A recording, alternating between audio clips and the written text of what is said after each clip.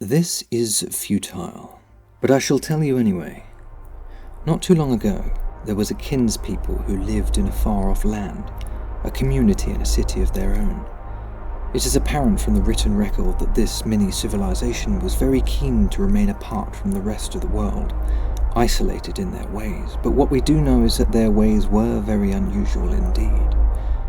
They had a few unusual laws that made living there very different to living where you or I live. For example, one of their laws commanded that every citizen, even their mayor, was to end their day by sundown. Not just be at home in their houses, but actually be asleep by the time the sun had set. Violators of this rule were shamed publicly for between 2 to 4 days depending on the severity of their violation, and deprived of sleep to make their return to regularly falling asleep at sunset much more punctual. What is most striking about this detail is that it is a complete fabrication. This society never existed as far as we can tell, and yet it's not even a work of fiction, not even made out to tell a story. What would be interesting is knowing whether you, as recipient of this lie, still blindly accepted the idea as true. Is it dangerous to blindly accept things you hear on the internet without corroborating with other sources to fact-check those ideas? And what might your reaction be now when I tell you that this lie was, in fact, a true story, that I just pretended it was a lie to simply make a point? Of course, now you have no way of knowing whether it is real or not. This story has now been pushed into the realm of real and not real. It is in a superposition of being true and false at the same time. There are many factoids that occupy this uncertain space. Does it then become a futile exercise to engage with them?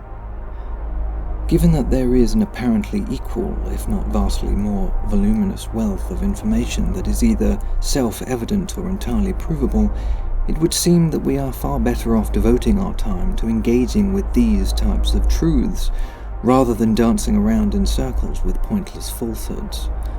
And yet, it still seems that there is something to be gained, something more interesting in encouraging and propagating, recirculating and embellishing these falsehoods. They give us more room, more freedom to play around with bits of information, making them more evocative, more conducive to further engagement. So while it is more entertaining to flirt with futility when meaningness has lost its appeal, what actually is it to be futile? Such a question can't help but linger in the shadows of our pursuits and endeavors, especially where we strive for meaning and purpose, seeking outcomes that validate our efforts. But sometimes we find ourselves engaging with the futile, all that seems pointless and devoid of significance, encountering falsehoods, fabrications and uncertainties which challenge our notions of truth and reality. In this landscape of ambiguity, we are forced either to dismiss these futile endeavors as mere distractions, or to explore any hidden treasures they may hold.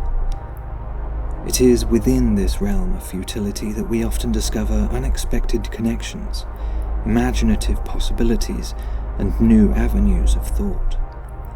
Picture it as a playground of the mind, where we might test the limits of our creativity as we engage with the enigmatic. Certainly, the pursuit of self-evident truths and provable knowledge may provide a sense of certainty, but there is a certain allure to the dance to be had with futility. In our contemplation of futility, we are invited to question, to challenge, and to embrace the ambiguity that colours our existence. So, as we navigate the landscapes of meaning that give topology to the depths of our unique human experience, let us not dismiss the futile, but instead embrace it for the catalyst it provides during growth and exploration, and wander alongside it, as I now wonder, if it would be futile to thank you for watching.